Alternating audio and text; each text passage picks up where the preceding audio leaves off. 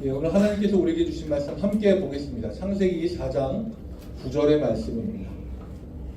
창세기 4장 9절의 말씀. 구약성경 제일 처음에 있는 창세기 4장 9절의 말씀, 다 같이 한 목소리로 합독하도록 하겠습니다. 창세기 4장 9절 말씀입니다. 같이 읽겠습니다. 시작. 여호와께서 가인에게 이르시되 내 아우 아벨이 어디 있느냐? 그가 이르되 내가 알지 못하나이다. 내가 내 아우를 지키는 자니까. 아멘. 오늘은 장자 1교회 장자는 책임이다 라는 제목으로 창세기 말씀을 함께 나눌 텐데요. 1월 달에 제목은 앞에는 항상 장자 1교회입니다. 예, 그렇게 하기로 제가 그냥 결정했어요. 예, 알아주시면 될 것 같고요.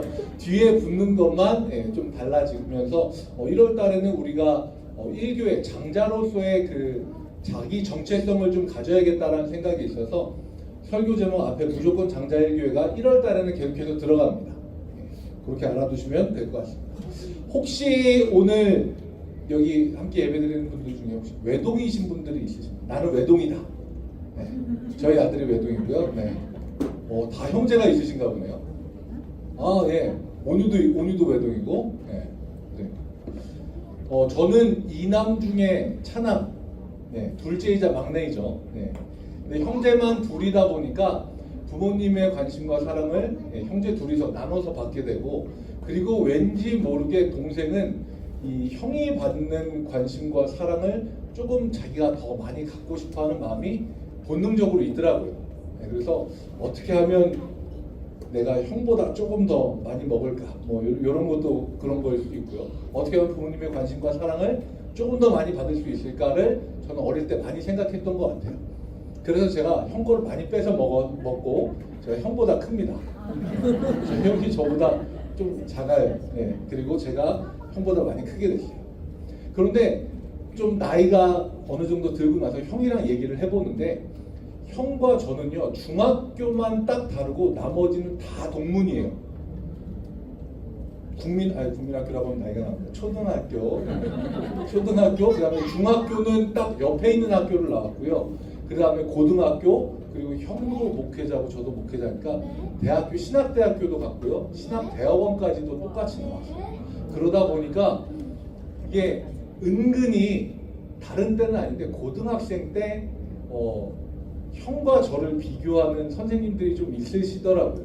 그때 당시에는 이제 학생들이 되게 많았잖아요. 한 학년에 막 800명, 900명씩 되고 많았는데 형을 가르치셨던 선생님들이 제 학년에 들어오셔서 어떤 과목을 가르치시면서, 야 저기 너 일어나봐, 너 이름이 뭐냐? 그러고서 딱 보고 너 누구 동생이구나 이렇게 딱 얘기를 하면서 그 다음에 붙는 얘기가 항상 그 얘기였어요. 야 니네 형은 전교 신앙부장을 하면서 기독교 동아리 10몇 개를 이끄는 얼마나 훌륭한 사람인데. 뒤에 말을 생략하겠습니다. 왜냐하면 제가 고등학교 1학년, 2학년 때는 운동부를 했거든요. 운동부를 해서 체육교사가 되는 게 목표였어요. 그래서 운동부 애들이 공부를 열심히 하지도 않고 그리고 이 선생님들의 인식 속에 운동하는 아이들은 그렇게까지 인식이 좋지 않았어요. 늘 머리 빡빡 밀고 다니고 시험 시간에도 그냥 이렇게 쭉쭉 긋고 그냥 이렇게 자고 그러니까 인식이 별로 좋지 않았어요. 그래서 항상 야 너희 형은 기도도 얼마나 열심히 하고 야 니네 형은 훌륭한 목사가 될 건데 아우 야 너는 아우 이런 이야기가 항상 있었어요. 그러다 보니까 제가 형에 대해서 약간의 좀 비교 의식이 있었던 것 같아요. 저희 부모님 그런 게 한 개도 없으셨는데 저 혼자서 그런 생각을 막 많이 가졌던 것 같아요. 그래서 학교에서 어느 날 갔는데 형을 아는 척 하고 싶지가 않더라고요. 아는 척 해봐야 나한테 돌아오는 얘기는 별로 좋은 얘기도 없고, 그리고 생각해보면 선생님들 말이 맞는 것 같더라고요. 형은 저런데 나는 이게 뭔가 싶어서 형이 신앙부장하는데 나도 별로 도움될 것 같지도 않고 이런 생각이 들어서 형을 별로 아는 척 하고 싶지 않았습니다. 근데 형은 어딜 가나 저를 항상 야 얘 내 동생이야 인사해 라고 소개시켜주고 그리고 저를 굉장히 자랑스럽게 야 얘가 운동을 얼마나 잘하는지 알아? 막 야, 뒤에 등짝이 뒤에서 보면 이만해 막 이런 이야기를 막 자랑스럽게 하면서 친구나 아니면 주변에 있는 선배나 아니면 자기 동생들이나 막 저를 막 자랑하고 얘기를 하더라고요. 그런데 가족이기에 형으로서 동생을 어떻게 모른 척 하냐, 어떻게 부끄러워하냐, 당연히 동생이니까 그냥 아는 척 하는 거지 이렇게 생각할 수 있지만 사실 우리가 살고 있는 세상은 어느 순간부터인가 가족이라고 해서 그 사람에 대해 책임감을 갖는 게 당연한 게 아닌 세상이 됐어요. 주변에 우리는 흔하게 볼 수는 없지만 아버지가 아버지로서 가족에 대한 책임감을 다하지 않는 이들을 우리는 봅니다. 어머니가 자녀에게 책임을 다하지 않는 사람들도 보고요.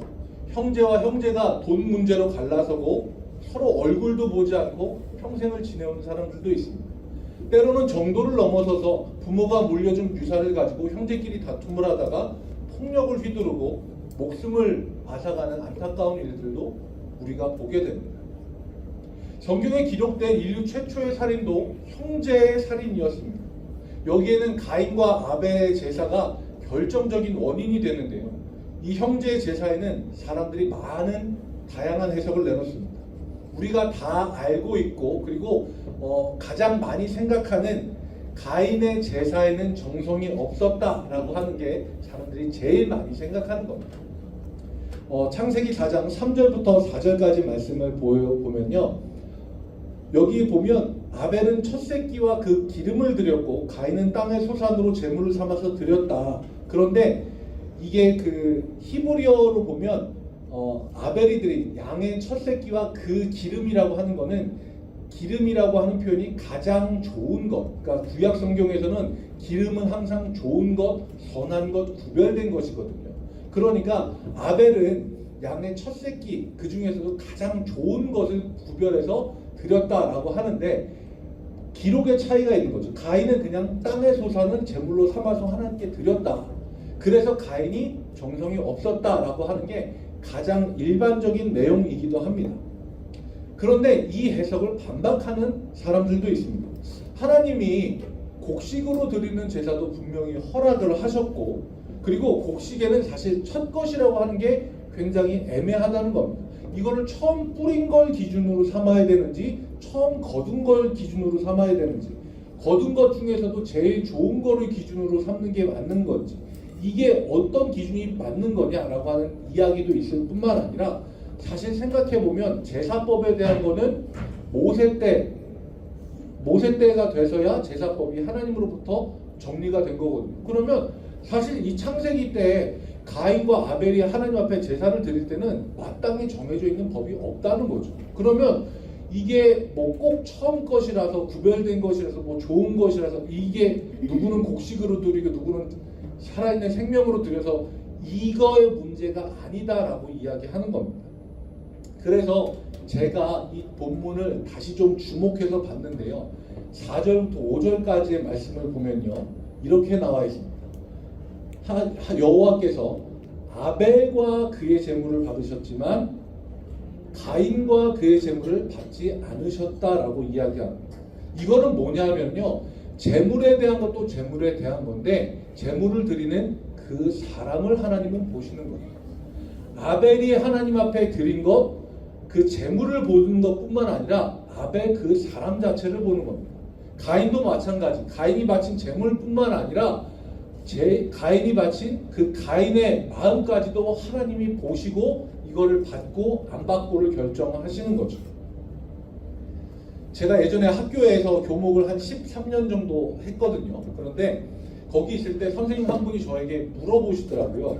여러분들도 한번 생각해 보세요. 저한테 질문하는 겁니다. 목사님, 월급을 받은 걸 가지고 제가 11조를 하려고 하는데 11조 헌금을 세전으로 떼는 게 맞나요? 세후로 떼는 게 맞나요? 이게 사실 농담이거든요. 근데 여러분들이 이걸 가지고 고민하시면 안 되는데 왜 고민을 하시죠? 여러분 생각이 어떠세요? 세전으로 떼는 게 맞을까요? 세후로 떼는 게 맞을까요? 네. 네, 이 와중에 새우는 맛있는 거라고 생각을 하는 어린이도 있습니다. 네. 그런데 제가 그 이야기를 듣고 선생님께 말씀드린 건 그거예요. 세전이냐 세후냐 이거는 중요한 게 아니에요.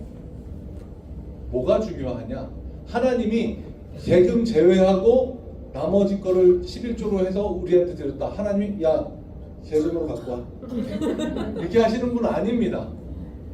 어떤 신앙을 갖고 계신 분은 하나님의 것을 우리가 훔치면 11조를 제대로 안 하면 하나님이 다 찾아간다 라고 이야기하시는 분도 있으세요. 그런데 우리가 진짜로 하나님에 대해서 오해하지 말아야 될 거는 하나님이 액수가 모자라고 빠진다라고 해서 그것을 가지고 문제 삼으시는 분이 아니라는 겁니다. 우리가 액수가 정확하게 맞는 게 중요한 게 아니라 우리가 어떤 마음으로 그것을 드리냐 하는 거예요. 우리는 이미 답을 알고 있습니다. 성경에서도 수없이 많은 이야기를 들었고요. 두 렛돈을 헌금으로 드린 여인에 대해서 예수님이 하신 말씀 우리는 잘 알고 있습니다. 하나님은 헌금이나 재물이나 그 금액의 크고 작음, 재물의 완전 무결함 정도를 받으시는 분이 아닙니다. 하나님은 사람의 중심을 보는 분이시고요. 하나님께 드리는 금액을 보고 흡족해야 하는 분이 아니에요. 하나님은 마음의 중심을 보고 흡족해 하시는 분입니다. 우리가 가지고 있는 우리가 벌게 된 재물의 근원이 어디 있는지, 누구에서부터 왔고 누가 이것을 나에게 주셨는지를 우리가 알고 인정하며 감사하는 마음으로 드리는 것, 하나님은 그 마음을 보신다는 거예요. 그런 부분에 있어서 가인의 재물은 다른 무엇보다 가인이 하나님을 어떻게 생각하고 어떤 마음으로 그 재물을 드렸는지 그게 나와 있는 겁니다. 7절 말씀을 보면요, 이렇게 나와 있어요. 하나님이 가인의 재물을 연락하지 않으신 다음에 가인에게 하는 이야기입니다. 내가 선을 행하면 어찌 낯을 들지 못하겠느냐. 이 얘기는 뭐냐 하면 가인의 삶에 있어서 선한 것이 없었다는 거예요. 그의 삶의 태도가 어땠는지를 하나님이 이야기하시는 겁니다. 선을 행하지 않으면 죄가 문에 엎드려 있느니라. 죄가 너를 원하나 너는 죄를 다스릴지냐, 이렇게 이야기합니다. 죄가 문에 엎드려 있어요. 문을 벌컥 열면 보이지 않게 엎드려 있는 겁니다. 그러다가 우리가 방비 없이 문을 열었을 때 그것이 우리 마음 안으로 뛰쳐 들어오려고 하는 거예요. 그래서 우리는 선으로 죄를 다스려야 하는 겁니다. 우리가 하나님 앞에 나와서 예배를 드릴 때 시간 맞춰 나와서 예배를 드리고 찬양하고 말씀 듣고 헌금 드리고 하는 게 전부가 아니라 우리의 삶의 예배가 얼마나 중요한지를 알려주는 겁니다. 예수님도 마태복음 5장 23절 24절에서 같은 내용의 말씀을 해주세요. 이 말씀은 우리가 같이 한번 읽겠습니다. 앞에 있는 화면을 보시고 마태복음 5장 23절 24절 같이 읽겠습니다. 시작. 그러므로 예물을 제단에 드리려다가 거기서 내 형제에게 원망 들을 만한 일이 있는 것이 생각나거든 제물을 제단 앞에 두고 먼저 가서 형제와 화목하고 그 후에 와서 예물을 드리라. 아멘. 제물을 들고 제단에 나올 때만 예배가 아니라는 겁니다. 우리의 삶이 하나님 앞에 있는 모든 순간이 다 예배입니다. 내 마음대로 막 살다가 예배 때만 반짝 예배 드린다, 하나님께 집중해서 찬양하면서 눈물을 흘린다, 그런다고 해서 하나님의 자녀가 아닙니다. 우리는 매 시간 1분 1초가 단 한순간도 빠짐이 없이 하나님의 자녀여야 합니다. 하지만 가인은요, 삶의 예배를 하나님께 드리지 못했기 때문에 하나님께서는 가인과 그의 재물을 받지 않으신 겁니다. 하나님이 예배를 받지 않으셨다, 이 말을 다른 말로 하면 하나님과의 관계가 약해지고 멀어지고 끊어졌다라는 겁니다. 하나님과 우리와의 관계가 약해지고 멀어지고 끊어지잖아요. 그러면 이 말은 다른 말로 악에 대한 저항성이 떨어지는 겁니다. 조금 쉽게 이야기하자면 그런 거예요. 제가 뭐 의사는 아니라서 정확하게는 모르겠지만 사람들이 그런 이야기를 합니다. 하루에도 수도 없이 많은 감기균이 우리 몸에 들어온다. 그런데 사람의 몸의 면역력이 좋으면 그 들어오는 감기균들 다 이겨내고 면역력이 약해지면 그 중에 하나 감기를 걸린다라고 이야기합니다. 맞는 얘기인지 모르겠어요. 근데 그렇게 맞다라고 그냥 생각을 할게요. 이 얘기를 이 악에 대한 저항성으로 우리가 바꿔서 보면은요, 끊임없이 악은 문 앞에 엎드려 있다가 우리에게 계속해서 오는 거예요. 그런데 하나님과의 예배가 약해지고 멀어지고 끊어지면요, 이 악에 대한 저항성이 떨어지는 겁니다. 어느 순간 악이 우리 마음속에 문을 열었을 때 툭 하고 들어와서 우리를 악으로 사로잡고 내가 누구인지도 모르게, 내가 어떤 행동을 하는지도 모르게 악을 행하게 만든다는 거예요. 7절 말씀에 보면 아까 읽었잖아요. 죄가 문에 엎드려 있다. 보이지 않게. 문을 탁 열면 보이지 않는 거예요. 그러다가 어느 순간 탁 뛰어들어오는 겁니다. 하나님에 대한 예배가 약해지고 하나님과의 관계가 멀어지고 하나님과의 관계가 끊어진다라고 하면 우리는 이 악을 밀어낼 수 없어요. 가인도요, 하나님이 제물을 받지 않으셨다면 자기 자신을 먼저 되돌아보아야 하는 겁니다.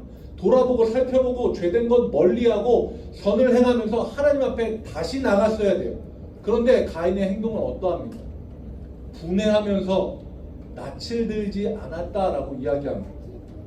이 낯을 들지 않았다라고 하는 건 뭐냐 하면 얼굴을 들지 않았다는 거죠. 위를 향하여 얼굴을 들지 않았다는 겁니다. 무슨 일이 있어도 우리는 하나님을 향하여 얼굴을 들어야 하는데 어떤 상황에서도 하나님을 향한 얼굴을 가인이 스스로 들지 않았다는 거예요. 사람은 죄를 지으면요, 하나님의 낯을 피하게 되어 있습니다. 이게 본성이에요. 왜냐하면요, 가인의 아버지 아담도 그랬거든요. 우리가 4장 말씀을 읽었는데 3장 말씀에 보면 아담이 하와가 주는 그 선악과를 먹고 나서 그 다음에 이 성경 말씀에 보면 뭐라고 나와 있냐면 하나님의 낯을 피해 나무 사이로 숨었다라고 되어 있어요. 죄를 지으면 하나님의 낯을 피하는 거예요. 이게 본성이에요. 왜냐하면 하나님께 가까이 가면 갈수록 빛을 향해 가까이 다가가면 다가갈수록 그림자가 커지는 것처럼 우리가 하나님께 가까이 다가가면 다가갈수록 우리 죄가 너무 크게 느껴집니다. 그래서 낯을 피하는 겁니다. 내 죄가 스스로 느껴지지 않게 계속해서 낯을 돌리는 거예요. 그런데 우리가 그렇게 되면은요, 어느 순간 죄에게 나를 내주고 마는 겁니다. 그래서 8절 말씀 보면 가인이 그의 아우 아벨에게 말하고 그들이 들에 있을 때에 가인이 그의 아우 아벨을 쳐 죽이니라. 무시무시한 죄가 벌어지게 되는 겁니다. 저는 이 말씀을 보면서 가인이 그의 아우 아벨에게 말했다라고 하는데 도대체 무슨 말을 했을까? 저는 그게 좀 궁금했어요. 제가 일전에 그 본당에서 설교를 할 때도 몇 번 이야기를 했었는데 저는 비블리오 드라마라고 하는 거를 꽤 오랜 시간 동안 지도자 과정까지 배웠습니다. 근데 거기에서 시작할 때 처음에 어떤 이야기를 하냐면 성경은 까만 글씨와 흰 바탕으로 되어 있다라고 이야기해요. 너무 당연한 얘기잖아요. 뭐 우리가 시험을 볼 때 눈이 캄캄하면 그러잖아요. 까만 건 글씨고 흰 건 종이구나 뭐 이렇게 하는데 그 얘기 같은 거예요. 그런데 그 다음에 하는 얘기가 뭐냐면 우리는 까만 글씨를 읽고 흰 바탕으로 되어 있는 걸 우리의 삶과 상상으로 채워가는 것이다 라고 이야기합니다. 그래서 제가 예전에 이 비블리오 드라마를 하면서 가인의 역할을 해보고 싶었어요. 왜냐하면 저는 둘째니까요. 형이 해보고 싶더라고요. 그래서 형이 돼서 아벨을 딱 세워놓고 무슨 말을 해야 될까? 근데 제 첫 마디가 너무 비꼬는 말이 그냥 툭 나가더라고요. 용서하고 들어주십시오. 제가 뭐라고 얘기했냐면 좋냐? 이렇게 얘기했어요. 형이 돼서 동생이 하나님께 제사를 드리고 하나님이 내 예물을 받으셨는데 나는 내 예물을 안 받으셨거든요. 그 꼴을 보고 동생이랑 얘기를 하려고 들에 딱 데리고 나가자마자 저도 모르게 짝다리를 딱 짚고 얘기하는 거예요. 좋냐? 이렇게 말을 시작을 하고 그 다음에 제가 말 한마디 한마디를 그냥 속에 있는 걸 툭툭 던지는데 여러분들 그거 아세요? 이 음악 용어 중에 크레센도가 있고 데크레센도가 있거든요. 크레센도는 점점 크게 점점 세게 뭐 이런 거고 데크레센도는 점점 줄어드는 거예요. 근데 저의 본성은 원래 이게 막 심각한 문제가 있으면 얘기하면서 이게 좀 풀어지는 사람이에요. 얘기하면서 정리가 되고 얘기하면서 이렇게 좀 분석이 되는 사람이에요. 근데 그때는 다르더라고요.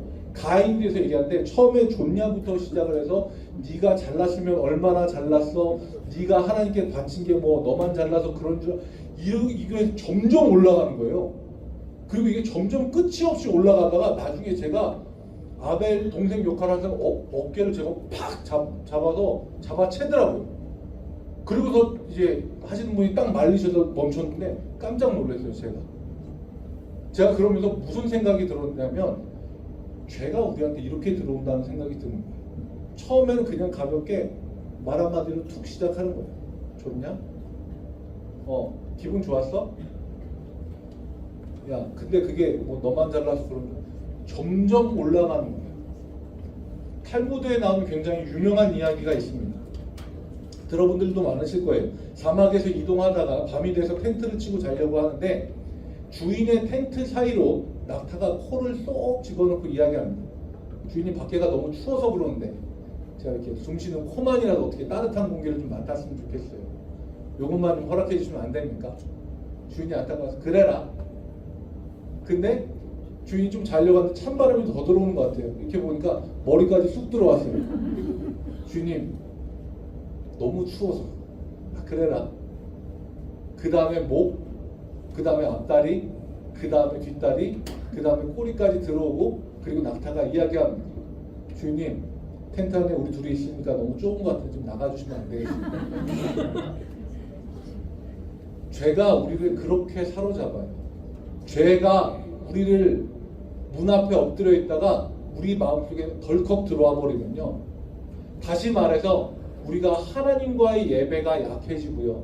우리가 하나님과의 관계가 멀어지고 우리의 예배를 하나님이 받지 않으시게 되면요. 죄가 우리를 그렇게 점령해 가는 겁니다. 그렇게 우리 자신을 완전히 잃어버리고 가인도 마찬가지로 자기 자신을 완전히 잃어버리고 다른 사람이 되어버리는 거예요. 9절 말씀을 보겠습니다. 9절 말씀에 보면 9절 말씀이요. 감사합니다. 9절 말씀에 보면 이렇게 되어 있습니다. 여호와께서 가인에게 이르시되 내 아우 아벨이 어디 있느냐? 그러자 가인이 대답합니다. 그가 이르되 내가 알지 못하나이다. 내가 내 아우를 지키는 자니까? 라고 합니다. 하나님이 아벨을 찾으세요. 그런데 하나님이 아벨이 어디 있는지 몰라서 가인에게 찾으실까요? 아니죠. 놀랍게도 이 장면은요. 바로 앞 장인 창세기 3장에도 똑같이 나와요. 아담이 아까 이야기한 대로 선악과를 먹고 하나님의 낯을 피해서 나무 사이로 숨었을 때 하나님이 아담을 찾으세요. 아담아 내가 어디 있느냐? 똑같이 찾으시거든요. 이 얘기는 뭐냐면 하나님이 아담이 어디 있는지 몰라서 야 어디 있냐 좀 나와봐라 하는 게 아니에요. 이 얘기는 뭐냐면 내가 있어야 할 자리에 네가 없다는 겁니다. 아벨이 어디 있느냐라고 물어보는 건 가인아 네가 네 동생을 지켜야 되는데 네 동생 어디 갔냐라고 물어보시는 거예요. 첫째는요 동생을 돌봐야 돼요. 첫째라서 좀 싫어요 부담돼요 라고 생각하실 수 있는데 어쩔 수 없어요. 억울함 느끼고 나오셨어야 되는데 첫째니까 동생을 돌봐야 되는 겁니다. 그럼에도 큰 살인죄를 저지르고 내가 내 아우를 지키는 자니까 라고 하나님께 반문을 합니다. 그런데 이렇게 얘기하는 데는 가인도 분명히 알고 있어요. 내가 내 동생을 지켜야만 하는 사람이라는 것을 알고 있는 겁니다. 그래서 하나님이 야 아벨 어딨냐라고 묻자마자 혼자서 발끈해서 얘기하는 거예요. 그걸 왜 나한테 물어보세요? 내가 내 동생 지키는 사람이에요. 도둑이 재발전인 것처럼 내가 지켰어야 되는데 내 손으로 내 동생을 죽였기 때문에 가인이 그렇게 이야기하는 겁니다. 하나님은요 첫째 된 자 장자에게 많은 걸 요구하세요. 동생을 돌봐야 되고요 지켜야 돼요. 우리가 한 사람을 지키고 한 사람을 책임진다는 거 얼마나 무거운 일인지 우린 잘 알고 있습니다. 동생 있는 사람들 알고 있고요. 배우자가 있는 사람도 알고 있고 형제가 있는 사람들, 부모를 모시는 사람들 다 알고 있어요. 우리가 한 사람을 책임지는 거, 그 사람을 지켜낸다는 게 얼마나 어려운 일인지 알고 있습니다. 그런데 하나님은요 우리에게 그런 무거운 요구 조건만 무작정으로 요구하시는 분이 아니에요. 하나님은 뭐라고 얘기하시냐면요. 처음 난 것은 다 여호와께 드릴 첫 것이라 라고 이야기합니다. 이 말씀은 뭐냐면 주어진 책임도 큰데 그 첫 사람은 하나님께 속한 사람이 돼서 하나님이 그의 모든 걸 돌보신다는 뜻입니다. 사랑하는 1교회 성도 여러분, 여러분들은 꿈의 교회 장자입니다. 누가 뭐래도 장자입니다. 꿈의 교회가 처음 생겼을 때 본호동이 거점 지역이었고요. 그 지역에 오래된 성도들이 있는 곳이 바로 1교회입니다. 태생적으로 장자일 수밖에 없어요. 그래서 우리에게는 책임감이 있습니다. 교회를 돌봐야 돼요. 교회가 흔들릴 때 흔들리지 않도록 버티는 곳이 바로 첫째 1교회의 역할입니다. 하나님은 그런데 마냥 무거운 책임감만 주시는 분이 아니죠. 첫 것은 다 하나님께 드려진, 하나님께 속한 첫 것이다 라고 얘기하는 겁니다. 하나님이 우리를 책임져 주신다는 겁니다. 그러면 우리는 가인의 모습을 바라보면서 우리는 반면교사 삼아야 됩니다. 우리가 하나님께 드리는 예배 올바로 우리가 가장 먼저 세워야 돼요. 우리의 삶의 예배를 우리가 올바로 세워야 합니다. 우리 안에 불평과 불만이 없어야 되고요. 서로를 향해서 상처가 되는 말들은 아예 꺼내서도 안 되고 주 안에서 옳고 그름 누가 먼저 됐냐 나중 됐냐 따져 물을 게 아니라 우리가 하나님과의 관계가 올바로 되었는지를 가장 중심에 두고 철저하게 따져 물어야 하는 겁니다. 우리가 그렇게 하지 못하면요, 우리가 하나님과의 관계 올바로 세우지 못하고 하나님께 드리는 예배가 온전하게 되지 못하면 죄가 문에 엎드려 있다가 우리의 발목을 낚아채고 우리 자신을 잃어버리게 만들지도 모릅니다. 장자는 책임감입니다. 꿈의 교회 예배에 대한 책임 우리가 져야 됩니다. 성도의 교제에 대한 책임 우리가 져야 됩니다. 하나님과의 관계에 대한 책임 우리가 져야 됩니다. 하나님이 그러려고 우리를 장자 1교회로 부르셨습니다. 여러분들 1교회 소속 어떻게 되셨습니까? 이사 왔는데 그냥 본호동이라서, 혹은 이사 갔는데 교도 옮기기 귀찮아서, 혹은 그냥 부모님 따라서 있다 보니까 어쩌다가 1교회. 그런데요, 그런 게 이유가 될 수는 있는데요, 신앙인의 삶에는요, 어쩌다, 그냥, 우연히 이런 단어는 절대 없습니다. 하나님이 뜻이 있어서 우리를 1교회로 부르셨고요. 1교회에 있게 하셨고, 그런 여러분들에게 하나님이 너희는 내게 속한 첫 것이라고 말씀하시는 겁니다. 각자 다 다른 이유로 우리는 1교회에 있지만 우리는 장자로서 사명을 감당해야 합니다. 하나님의 선택과 부르시면은요, 그냥이 없어요. 책임감만 요구하시는 게 아니라 책임을 감당할 수 있도록 우리가 하나님께 철저히 속하도록 해주시고 하나님이 우리를 책임져 주시는 줄 믿습니다. 2025년도 하나님이 장자 1교회를 기대하고 계십니다. 시대적으로 어려운 때이죠. 교회적으로 힘이 드는 때인 이때에 우리가 다른 지역교회 1교회에 대해서 다른 지역교회에서 이야기하고 걱정하고 염려의 눈으로 바라볼 때 그때 우리는 장자의 역할을 넉넉하게 감당해야 되는 줄로 믿습니다. 예배 전에 가장 첫 화면으로 제가 띄워놓은 게 있는데 여기에 2025년 1교회의 말씀이 있습니다. 같이 한번 읽겠습니다. 시작.